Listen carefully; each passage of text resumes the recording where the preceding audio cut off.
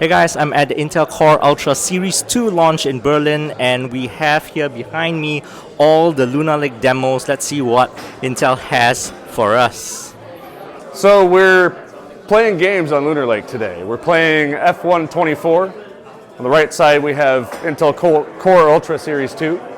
Left side we have AMD Strix Point, their latest and greatest. Both are the top end SKUs, both the same power setup. We're playing at 1080p high with ray trace shadows. The only difference here being XeSS performance mode super sampling on the right, FSR performance on the left. And we get a huge boost in performance. We stay above 60 in game generally, where they'll drop down into the 30s and just generally be a mess. Not only that, but we get a huge visual quality difference. If you look on the left, bottom right side of the screen here, you can see that FSR does not do shadows very well, ray trace shadows very well, whereas XeSS handles that quite nicely. So we get much more playable versus not really playable, much better visual quality, not great visual quality. All right, my name is Mike Bartz. I'm part of the Intel's Performance Marketing Lab, and here we're showcasing our new Intel Core Ultra 9 and our Intel Core Ultra 7. What we're running here is we're running Dota 2 at 1080p medium settings, and we're showcasing the power and efficiency of our new architecture here. The Core Ultra 9 in this instance is running at a 30 watt configuration, and our Core Ultra 7 is running at a 17 watt SoC power configuration.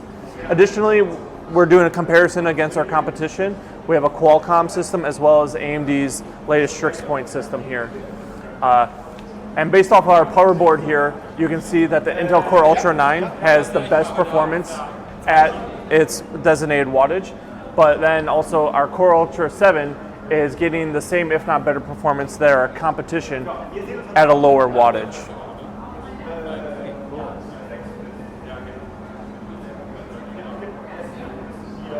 Lab at Intel, and we're showing YouTube 4K AV1 playback. We have Meteor Lake here on the left-hand side, Lunar Lake on the right. So with Meteor Lake, we introduced that concept of the low-power island. We had 2 of the Crestmont LPE cores contained, and on Lunar Lake, that's been expanded to 4 of the new Skymont architecture, along with 4 megabytes of L2 cache. So that universe of workloads that fit on the low-power island has been greatly expanded. You're seeing an example of that here with the Lunar Lake system. This YouTube 4K AV1 is completely contained on the low-power island, leading to some pretty drastic power savings at the processor level. Recording is happening live right now at the side of the system. So that is being piped right here to here.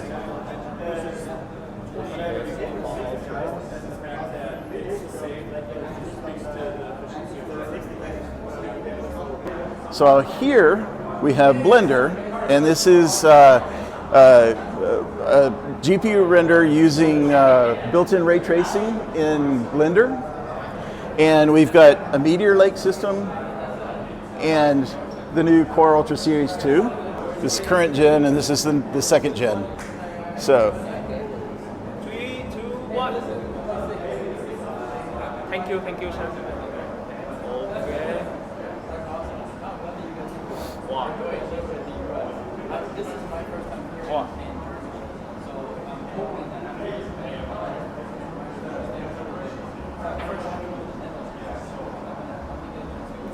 So you see the second gen graphics that are built into the new Lunar Lake system is almost twice the render performance, and you really see here it finishes almost twice as fast.